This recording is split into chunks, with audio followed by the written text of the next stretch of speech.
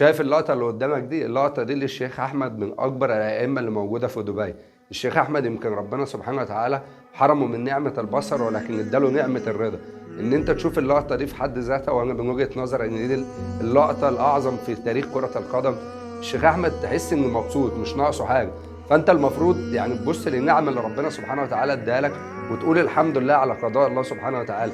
إحنا ما عندناش مشاكل، بل بالعكس إحنا عندنا مميزات كتير ربنا اداها لنا. المفروض بعد لقطة زي دي الواحد يشوف ايه اللي ناقصه ويكمله. شوف انت الشيخ احمد بفضل الله عز وجل قد ايه مبسوط، وقد ايه يعني شايف الحياة جميلة، وقد ايه الحياة نعمة من عند ربنا، ده بالنسبة له هو، فما بالك انت بقى. ومن وجهة نظر ان اللقطة دي فيها مميزات كبيرة جدا للعالم كله، مش لمصر بس او للعالم العربي. فمن وجهة نظر ان دي من اجمل اللقطات اللي حصلت في تاريخ كرة القدم.